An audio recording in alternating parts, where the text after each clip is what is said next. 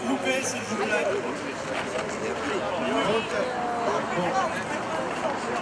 Très bien, écoutez. Devant le symbole de la fraternité des soldats russes et des soldats français pendant la Première Guerre mondiale, il faut savoir que 20 000 soldats russes, officiers compris, se sont battus sur les champs de bataille de Champagne, se sont sacrifiés et ont perdu près de 5 000 hommes. Il faut rappeler que l'alliance franco-russe, qui a été signée à la fin du XIXe siècle, a permis de casser la diplomatie bismarckienne qui visait à isoler la France du reste du continent.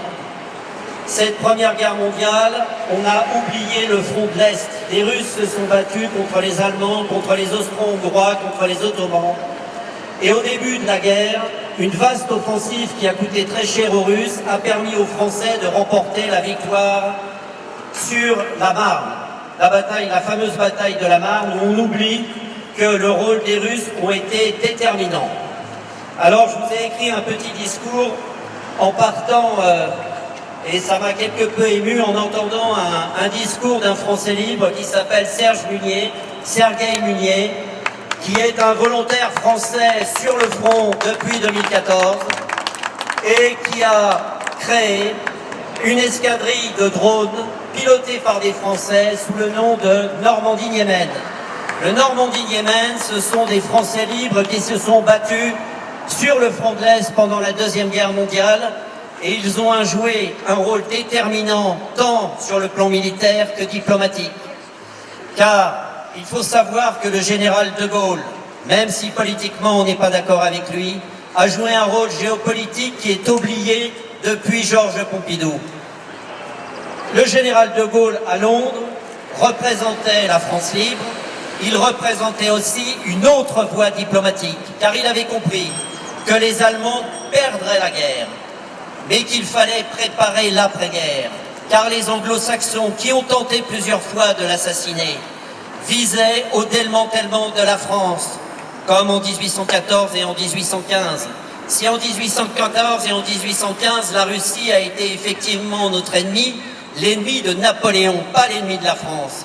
Et c'est grâce au tsar Alexandre Ier, que la France n'a pas été disloquée. Cette dislocation de la France, les Anglais et les Américains l'ont toujours souhaité. Les Russes sont des alliés naturels. Il s'agissait pour les Français, en apprenant la création de ce Normandie-Niemen, il y a de cela des années, et aujourd'hui, un double espoir.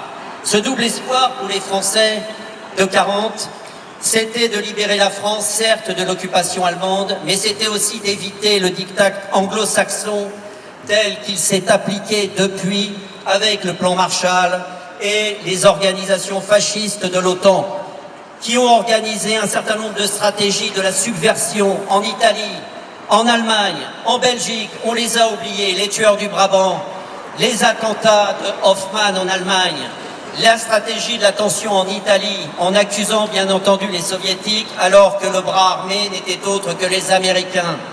Et on peut s'interroger aujourd'hui de cette terreur qui a été mise en application à Moscou même. Cette terreur qui, évidemment, aurait la signature de l'islam, comme à chaque fois, mais ça, c'est un fait. On sait très bien qu'il y a un réseau international terroriste qui sert les intérêts des anglo-saxons avec la collaboration des services secrets pakistanais. Les musulmans qui fêtaient alors le ramadan n'ont strictement rien à voir avec cet attentat. C'est une tentative de déstabilisation de la Russie. On sait que c'est une mosaïque depuis des siècles de peuples, de cultures et de religions. On sait très bien quelle est la signature de cet attentat et c'est pour ça qu'en France, il y a eu quelques petits tremblements parce qu'ils se sont dit « Mon Dieu, on va nous accuser ». Aujourd'hui, je tiens à rendre hommage à ces Français libres qui, depuis 2014, représentent la France sur le front de l'Est, sous uniforme russe. Et entre autres, Sergueï Munier, qui est pour moi un Français plus qu'honorable et à qui je souhaite de pouvoir revenir un jour en France et que je puisse lui serrer la main. Vive la Russie, vive la France!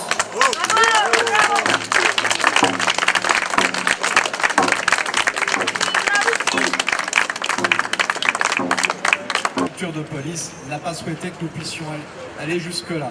Donc nous allons remettre symbolique pour pouvoir dénoncer la politique belliciste de l'OTAN.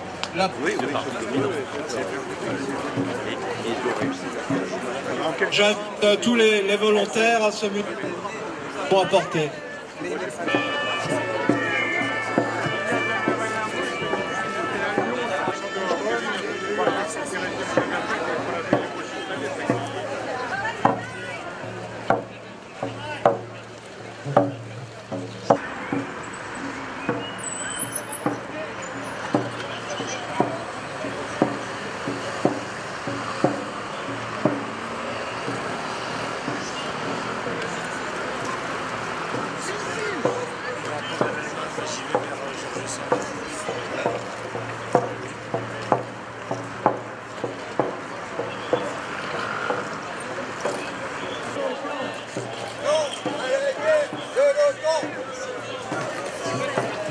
La Russie n'est pas notre ennemi.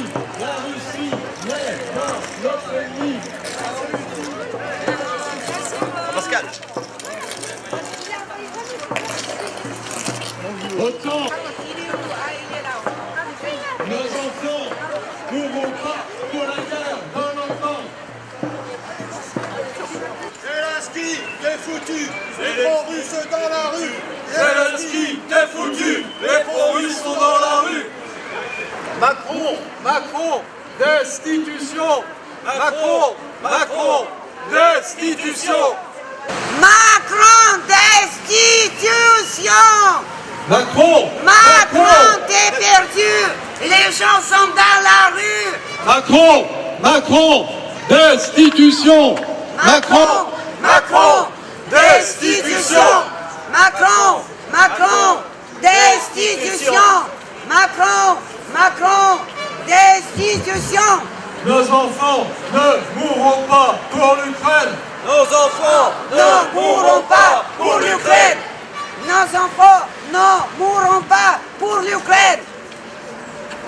La Russie n'est pas notre ennemi. La Russie N'est pas notre ennemi. La Russie n'est pas notre ennemi. Nous ne mourrons pas pour Kiev. Nos enfants ne mourront pas pour le nouvel ordre mondial. Nos enfants ne mourront pas pour le nouvel ordre mondial. OTAN, hors d'Europe. OTAN, hors d'Europe.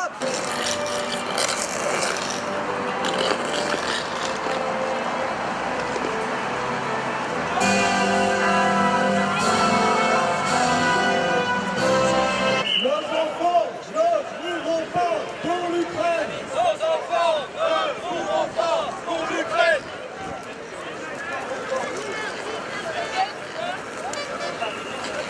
France, Russie, tous unis. France, Russie, tous unis.